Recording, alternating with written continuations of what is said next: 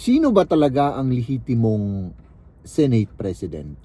Balang araw ay mananagot rin kayo sa inyong mga kasalanan. Ang opinion ko dyan mga kaibigan ay si Senator Cayetano.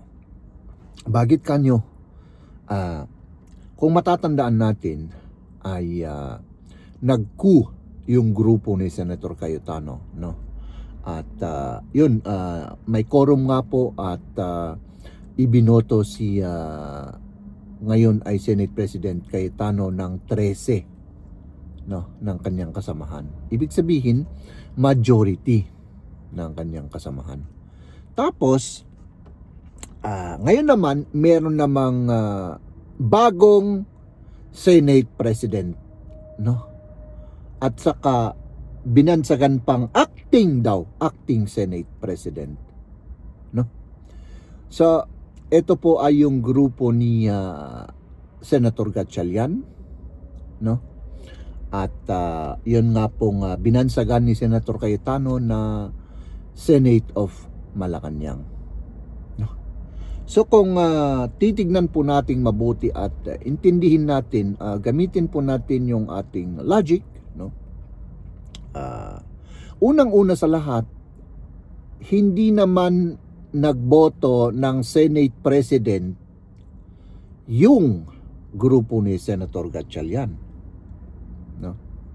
Ang binoto naman po nila ay yung Senate President pro tempore, no?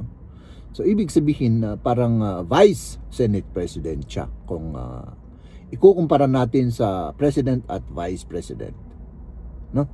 So siya po ay Vice. Ibig sabihin, ang Senate President po ay si Senator Cayetano, no?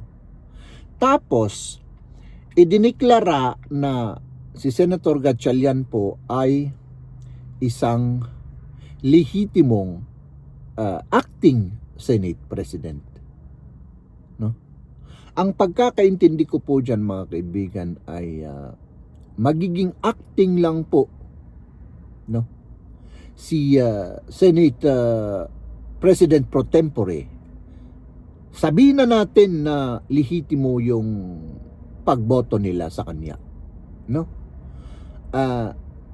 Magiging Senate President lang po yan si Senator Gatchalian kung hindi magagampanan ni Senate President Cayetano yung kanyang tungkulin, halimbawa nasa ibang bansa, no? So si Senator Cayetano pa rin ang Senate President.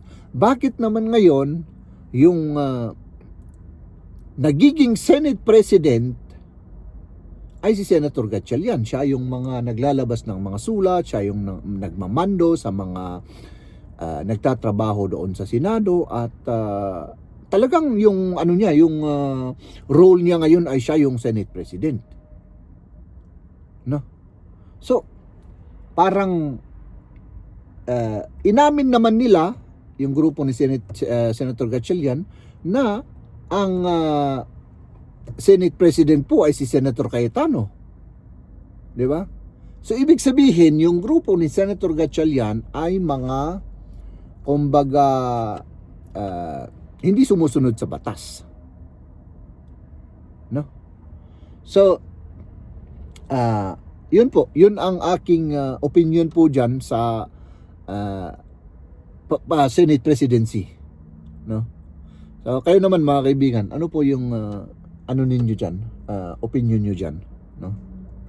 Kasi kahit na balik ta rin natin, yung kasamahan nga po ni Senate President pro tempore di umano si Senator Gatchalian, sinabing hindi siya ang Senate President kundi si Senator Cayetano.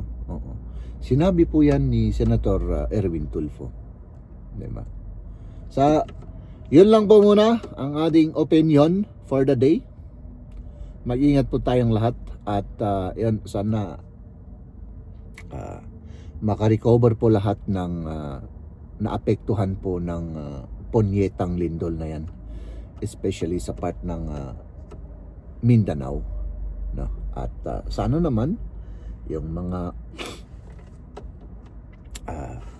politician ay wag po tayong magpapogi lang, no? Sana kapag may itutulong po tayo ay galing po sa ating puso, no?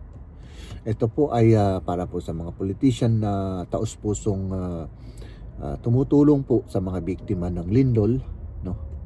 At yung mga politician naman na nagpapapogi na mga hinayupak na mga buhayang supot na magnanakaw sa pondo ng gobyerno, balang araw ay mananagot rin kayo sa inyong mga kasalanan, no? Kundi man sa taong bayan, sa Diyos.